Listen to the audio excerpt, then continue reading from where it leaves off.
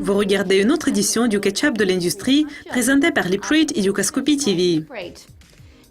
Le premier rapport porte sur la Coop Bank qui a reçu une réprimande du régulateur financier suisse FINMA.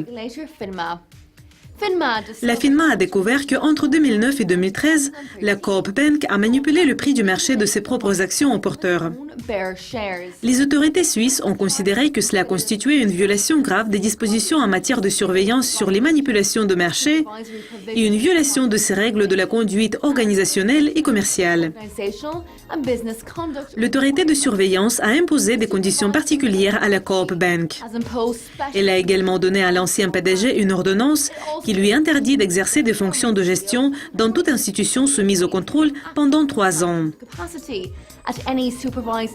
La FINMA a mené une enquête approfondie sur le comportement sur le marché d'un certain nombre de banques. Une enquête qui avait pour objectif d'examiner le proprietary trading des actions cotées sur le Swiss Exchange.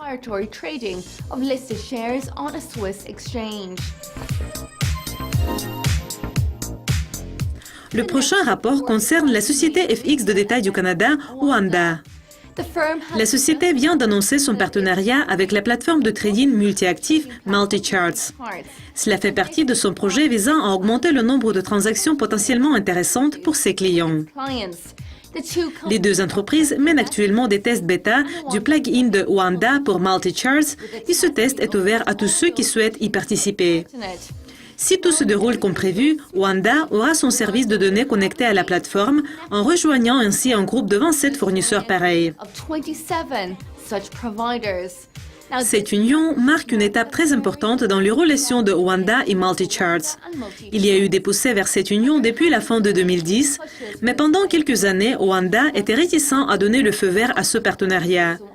Et l'attention était concentrée sur les services FX fournis via FX Trade et plus tard via MetaTrader 4.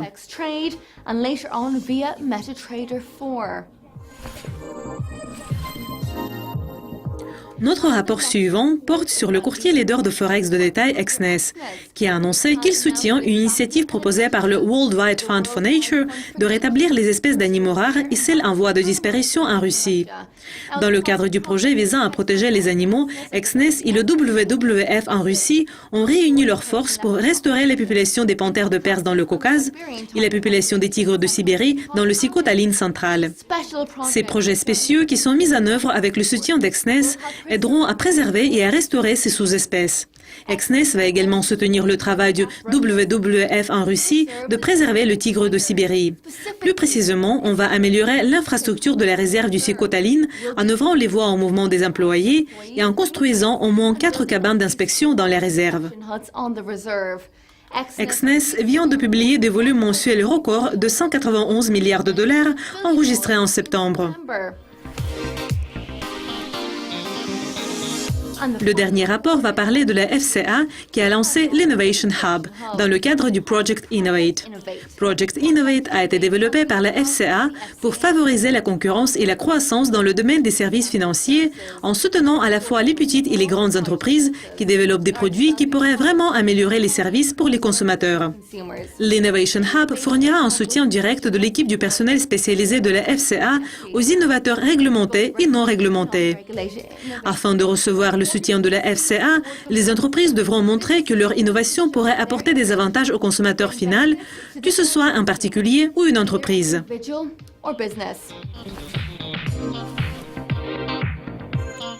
C'est tout pour le Ketchup de l'industrie d'aujourd'hui. Merci d'être avec nous. Restez à l'écoute. Au revoir.